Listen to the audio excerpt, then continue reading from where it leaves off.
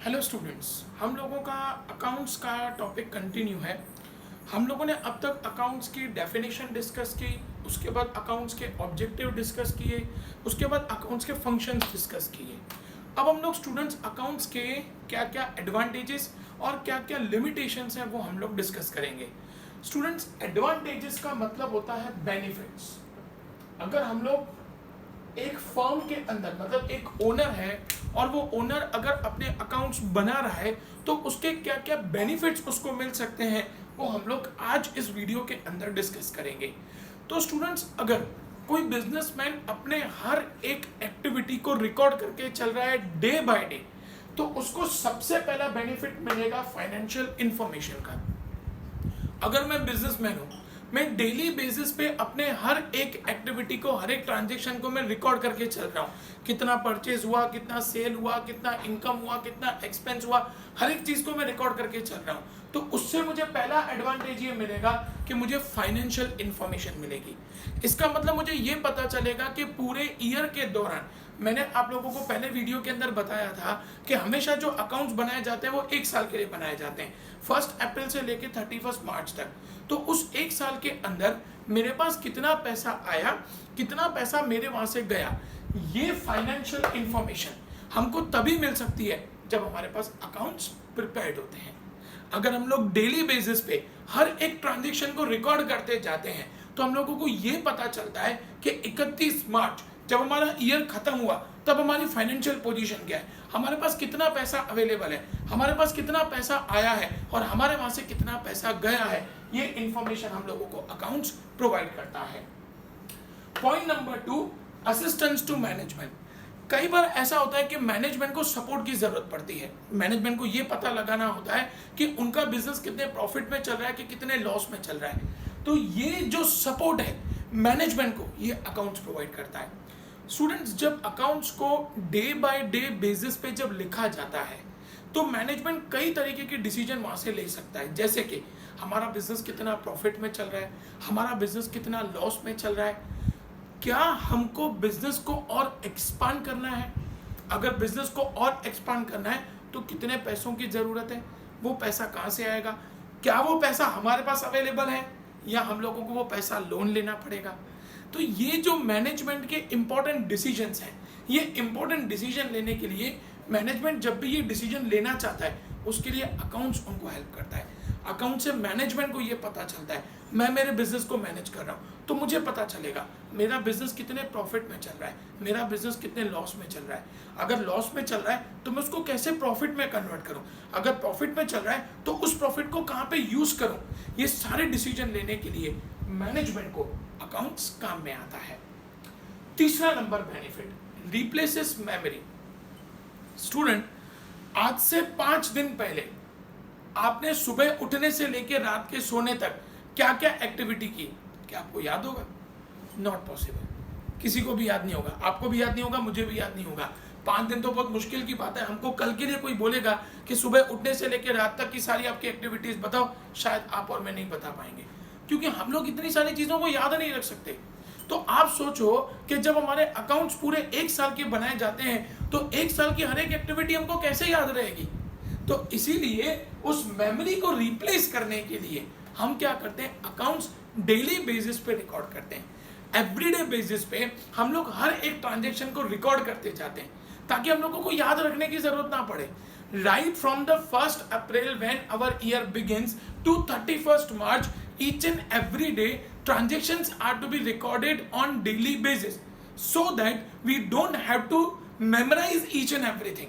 हमको हर एक एक्टिविटी को याद ना रखना पड़े, इसीलिए अकाउंट्स को डेली बेसिस पे रिकॉर्ड किया जाता है।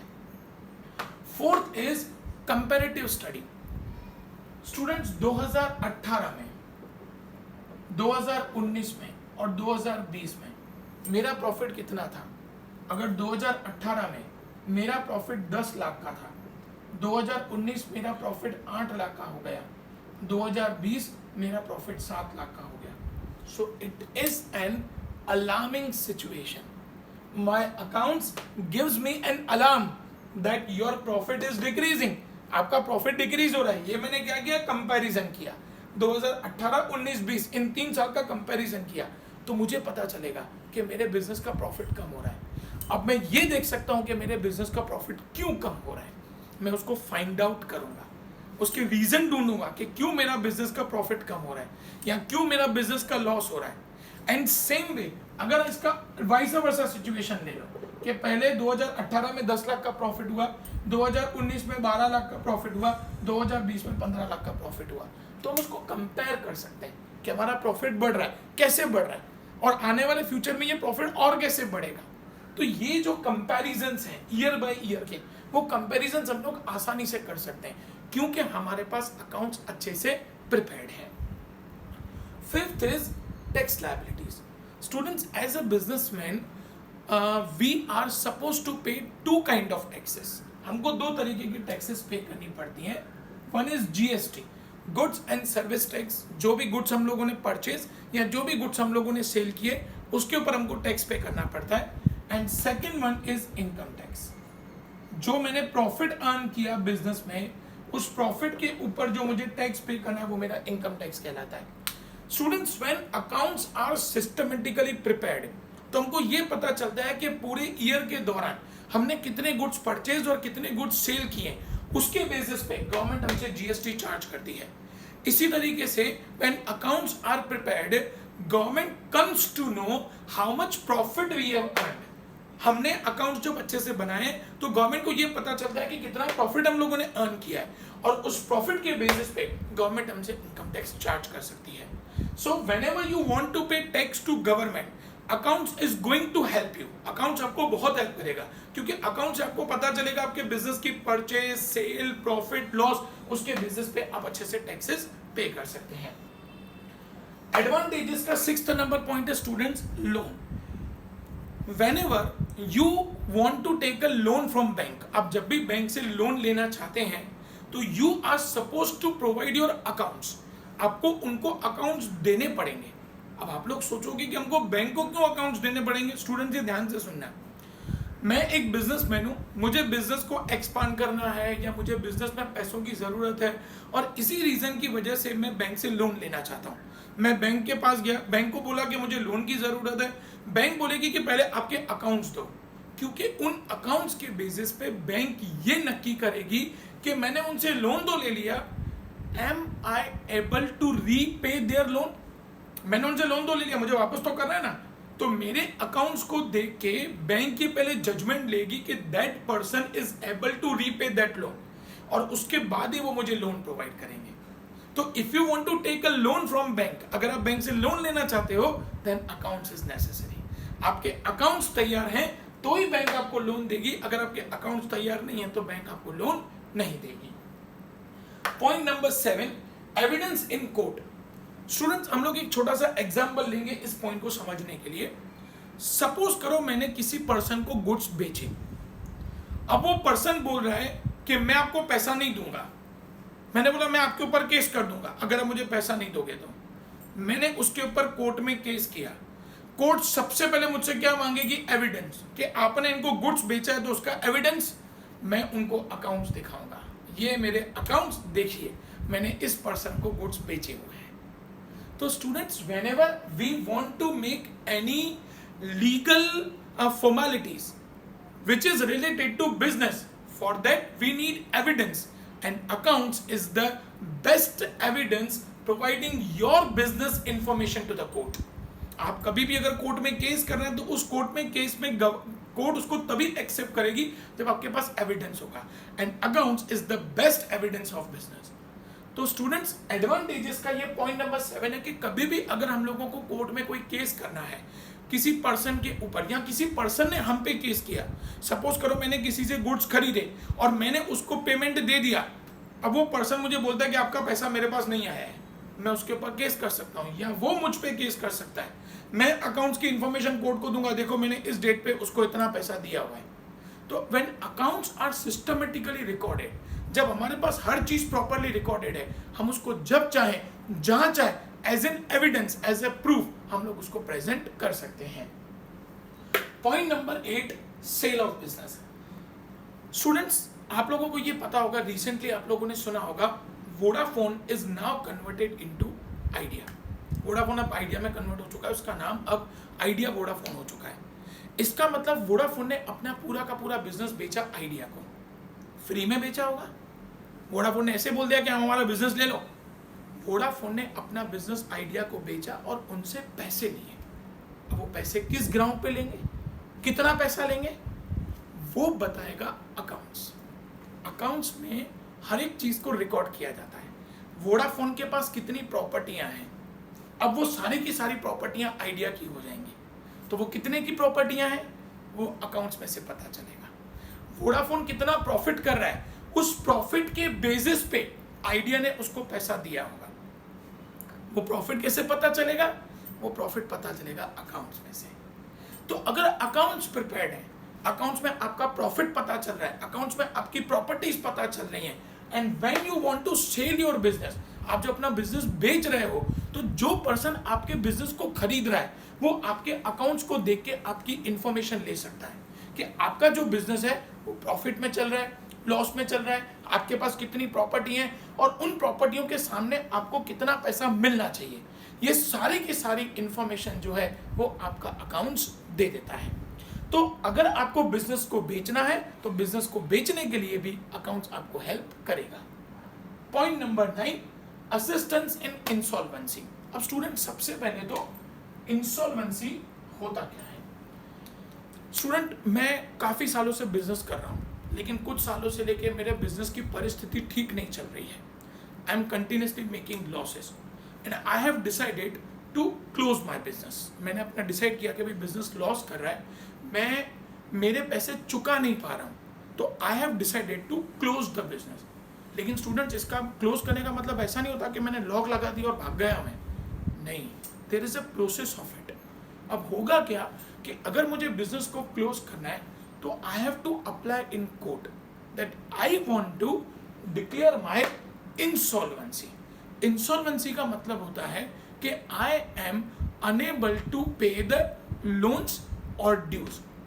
मैंने जो पब्लिक से पैसा लिया है वो मैं वापस नहीं कर पा रहा हूं, या मेरी अभी इतनी परिस्थिति नहीं है, मेरी अभी वो पोजीशन नहीं है कि मैं उनको पैसा वापस कर सकूं। कोर्ट क्या करेगी, बोलेगी पहले आपके अकाउंट्स दिखाओ। मैं उनको अकाउंट्स दिखाऊंगा, वो देखेंगे कि भैया ईयर बाय ईयर हमारा, मैंने आप लोगों को एग्जांपल दिया था यहाँ पे, ईयर बाय ईयर प्रॉफिट कम होता जा रहा है या ईयर बाय ईयर लॉस होता चला जा रहा है, या कोर्ट को दिखेगा भाई ईयर बाय ईयर इनके एक्सपेंसेस बढ़ रहे हैं, खर्चे बढ़ रहे हैं, लेकिन सामने उनके पास इतनी इनकम नहीं आ रही है। And at this position court मुझे अलाउ करेगी कि आप अपनी इंसॉल्वेंसी डिक्लेयर करो। और इंसॉल्वेंसी डिक्लेयर करने में क्या होगा, कोर्ट मेरी सारी प्रॉपर्टियां खुद ही कोर्ट बेचेगी, उसमें से जिन जिन लोगों को मुझे जितना जितना पैसा चुकाना है वो सारा का सारा पैसा चुका के देगी, और अगर कोई एक्स्ट्रा पैसा बचा तो कोर्ट मुझे वो वापस करेगी, अगर नहीं बचा तो कुछ नहीं, लेकिन अगर एक्स्ट्रा पैसा बचता है तो कोर्ट मुझे वो पैसा वापस करेगी। तो this is the insolvency procedure, but for this insolvency procedure court needs accounts. अगर अकाउंट्स आपके पास तैयार हैं, कोर्ट देखेगी कि हाँ जेन्युइनली आपका बिजनेस प्रॉब्लम में है, आप कंटिन्यूसली लॉस कर रहे हो, तो ही कोर्ट आपको अलाउ करेगी कि आप इंसॉल्वेंसी डिक्लेयर करो और आप अपना बिजनेस बंद करो। Next is helpful in partnership accounts. Students, पहले तो ये समझेंगे पार्टनरशिप क्या होता है। जब दो या उससे ज्यादा लोग मिलके जब किसी बिजनेस को करते हैं उसको हम लोग पार्टनरशिप कहते हैं। व्हेन टू और more persons joins together and do the business is considered as partnership. Students, जब पार्टनर्स, सपोज करो 4 पार्टनर्स मिलके बिजनेस कर रहे हैं, अब उनको एक दूसरे के ऊपर कैसे ट्रस्ट है, तो वो ट्रस्ट उनको कैसे डेवलप होता है, अकाउंट से। अगर कोई नया पार्टनर आना चाहता है तो हम उससे कितना पैसा लेंगे वो अकाउंट्स के बेसिस पे पता चलता है। अगर कोई पुराना पार्टनर है जो बोलता है कि अब मेरे को बिजनेस छोड़ के जाना है, और वो बिजनेस छोड़ के जाना चाहता है, तो उसको कितना पैसा देना है वो अकाउंट्स बताता है। तो स्टूडेंट, जब लोग पार्टनरशिप में बिजनेस करते होते हैं तो पार्टनरशिप में बिजनेस में सबसे इंपॉर्टेंट जो होता है ना वो ट्रस्ट होता है, और वो ट्रस्ट जो डेवलप होता है वो अकाउंट से डेवलप होता है। जब अकाउंट्स हैं और अकाउंट्स अच्छे से बने हुए हैं तो सब लोगों का, जितने भी पार्टनर्स हैं, उनका ट्रस्ट डेवलप होता है कि हाँ बिजनेस बहुत अच्छे से चल रहा है, बिजनेस प्रॉफिट कर रहा है, लॉस कर रहा है। किसी भी पार्टनर को कोई भी इंफॉर्मेशन चाहिए वो इंफॉर्मेशन उनको अकाउंट्स में से मिल जाती है। Point number 11, decision making. मैं बिजनेस कर रहा हूँ, मुझे कोई भी डिसीजन लेना है कि मेरा प्रॉफिट इंक्रीज हो रहा है, अब मेरा जो प्रॉफिट बढ़ रहा है तो मैं उसको कैसे एक्सपैंड करूं, मैं बिजनेस को और कैसे बढ़ाऊं, या अगर मेरा बिजनेस लॉस कर रहा है तो मैं क्या करूं कि मेरा बिजनेस प्रॉफिट में कन्वर्ट हो सके, मुझे सेल बढ़ानी है, मुझे गुड्स ज़्यादा बेचने हैं, क्या करूं। तो ऐसे जो डिसीजंस है ना, ऐसे सभी डिसीजंस लेने के लिए हम लोगों को अकाउंट्स हेल्प करता है। अकाउंट से स्टूडेंट्स हमको ये पता चलता है कि are we earning sufficient amount, क्या हमारे पास सफिशिएंट पैसा आ रहा है, या क्या ऐसा हो रहा है कि हमारे कहीं पे फालतू खर्चे हो रहे हैं जिन खर्चों को हमें रोकना चाहिए। ये सारी इंफॉर्मेशन हमको अकाउंट्स देता है और उसके बेसिस पे हम कई सारे डिसीजन ले सकते हैं। अगर हमारे फालतू खर्चे हो रहे हैं, कहाँ पे फालतू खर्चे हो रहे हैं, उन खर्चों को रोकना है, उसके लिए डिसीजन लेना है। और वो डिसीजन लेने के लिए नई प्रॉपर्टी परचेज करनी है, क्या हमारे पास पैसा है, ये डिसीजन लेना है। तो ऐसे इंपॉर्टेंट बिजनेस के डिसीजन लेने के लिए हमको अकाउंट्स काम में आता है। जब अकाउंट्स में हर एक चीज़ रिकॉर्डेड होती है तो हम लोगों को ये पता चलता है कि हमारे पास कितना पैसा अवेलेबल है और उन पैसों को हम लोगों को किस तरीके से यूज़ करना है। तो स्टूडेंट्स, हम लोगों ने ये सारे के सारे बेनिफिट्स अकाउंट्स के डिस्कस किए। फाइनेंशियल इंफॉर्मेशन, बिजनेस में कितना पैसा आ रहा है जा रहा है वो पता चल सकता है। मैनेजमेंट को डिसीजंस लेना हो, मैनेजमेंट को ये पता लगाना हो कितना प्रॉफिट है कितना लॉस है, तो वो अकाउंट्स बता देता है। हमको हर एक चीज़ को याद नहीं रखना पड़ता, हम लोग ईयर ऑन ईयर उसको कंपेयर कर सकते हैं कि हमारा बिजनेस आगे बढ़ रहा है कि पीछे जा रहा है। टैक्सेस पे करनी है तो उसके लिए हम लोगों को अकाउंट्स हेल्प करता है। लोन लेना है अगर बैंक से तो हम लोगों को अकाउंट्स हेल्प करता है। एविडेंस इन कोर्ट, अगर हमको कोर्ट में केस करना है बिजनेस के रिलेटेड तो उसके लिए भी अकाउंट्स हमको हेल्प करता है। सेल ऑफ बिजनेस, अगर हमको हमारा बिजनेस बेचना है किसी को तो वो अकाउंट्स में जितना भी असेट्स की वैल्यू, मतलब जो प्रॉपर्टी की वैल्यू है और जो प्रॉफिट है उसके बेसिस पे ही हम लोग अपना बिजनेस बेच सकते हैं। असिस्टेंस इन इंसॉल्वेंसी, अगर मुझे बिजनेस को बंद करना है तो उस बंद करने के लिए मुझे अपनी सारी प्रॉपर्टीज को बेचना पड़ेगा और जिन जिन लोगों का जितना पैसा चुकाना है वो चुकाना पड़ेगा, लेकिन उसके लिए भी अकाउंट जरूरी है क्योंकि अकाउंट से ही पता चलता है कि हमारे पास कितनी प्रॉपर्टीज हैं और हमको सामने उसके कितने पैसे चुकाने हैं।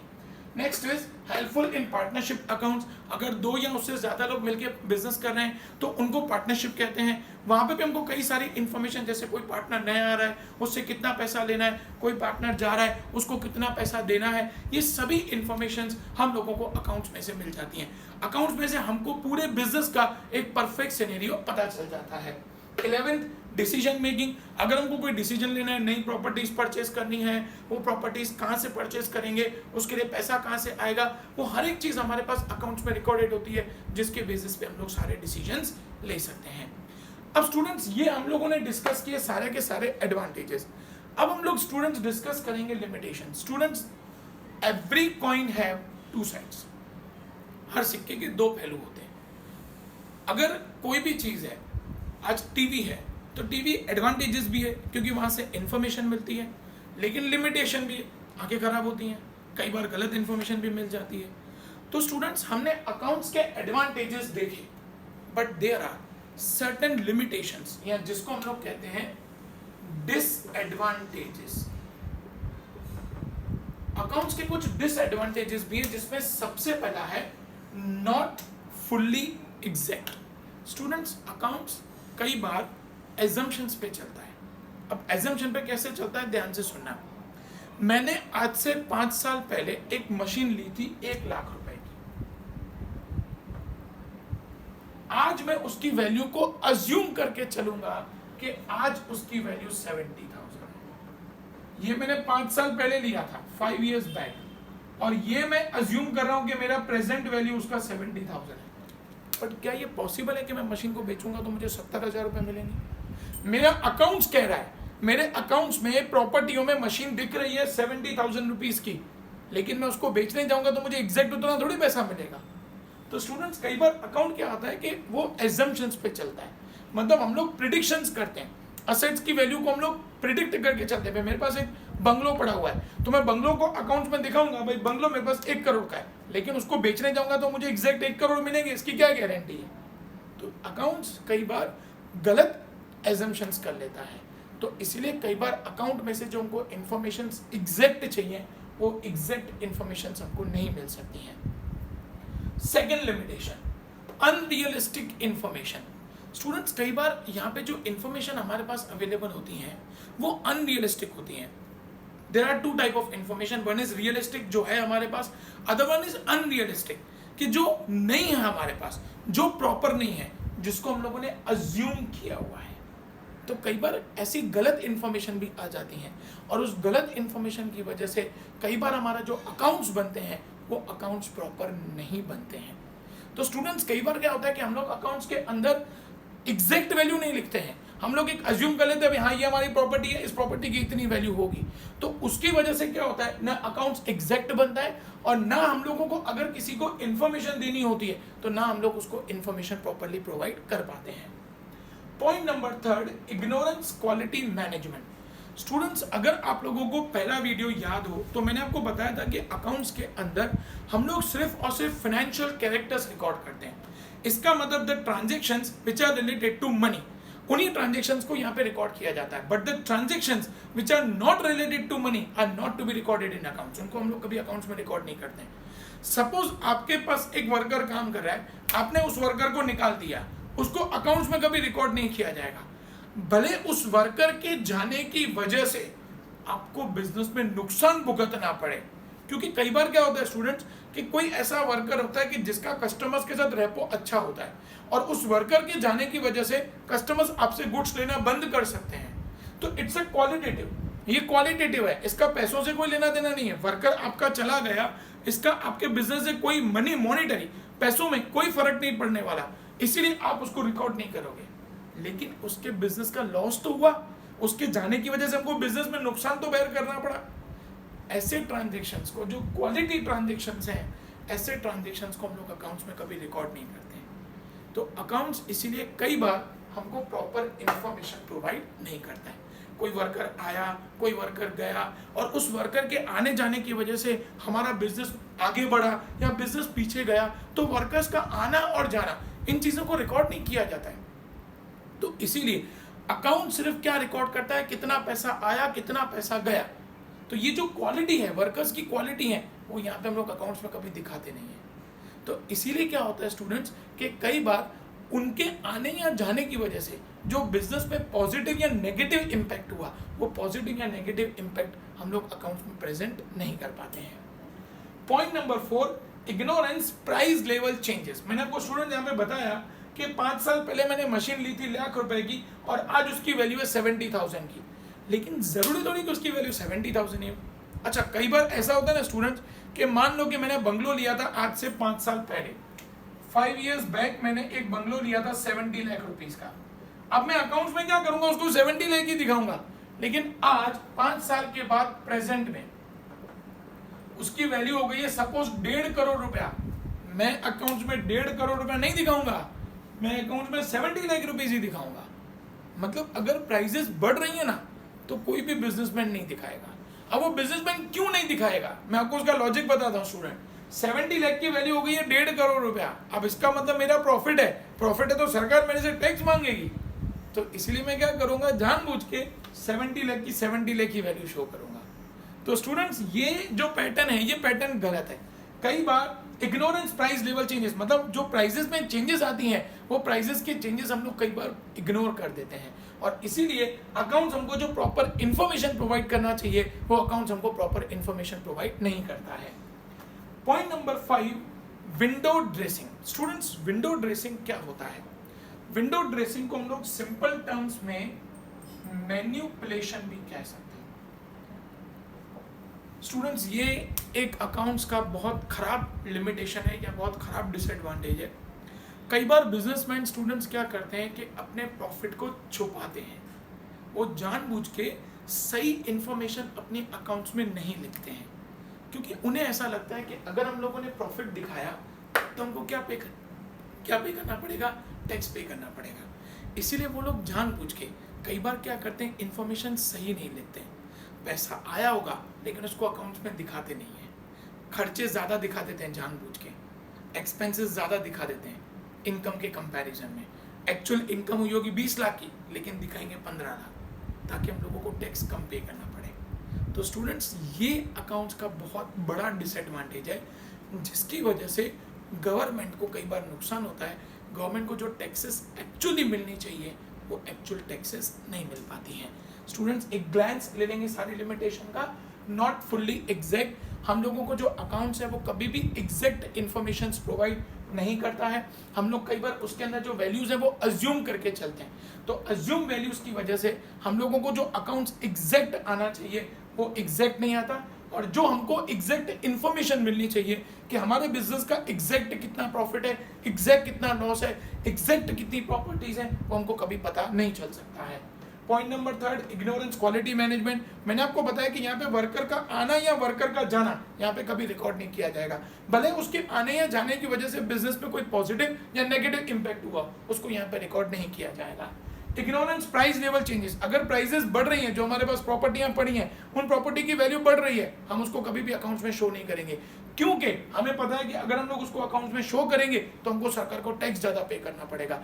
इसीलिए कई बार हम लोग अकाउंट्स के अंदर जो लेवल चेंजेस होती हैं, जो प्राइसेस बढ़ती हैं, वो शो नहीं करते हैं। Window dressing. मैंने आपको बताया कई बार बिजनेसमैन क्या करते हैं, अकाउंट्स के अंदर मैनिपुलेशन करते हैं। उन्हें पता है कि मुझे टैक्स पे करना है, और टैक्स पे कम करने के लिए वो जानबूझ के अपनी इनकम को कम दिखाएंगे ताकि उनको टैक्सेस कम पे करनी पड़े। अब स्टूडेंट्स, नेक्स्ट वीडियो के अंदर हम लोग डिस्कस करेंगे अकाउंट्स के ऐसे टर्म्स जिनके बिना अकाउंट समझना मुश्किल है। आज हम लोगों का यहाँ पे फर्स्ट चैप्टर अकाउंट्स का कंप्लीट हुआ थ्योरी का। अब हम लोग नेक्स्ट वीडियो के अंदर अकाउंट्स का सेकंड चैप्टर, जहां पे हम लोग कई सारे इंपॉर्टेंट टर्म्स हैं, वो हम लोग डिस्कस करेंगे। Thank you students. Oh shit.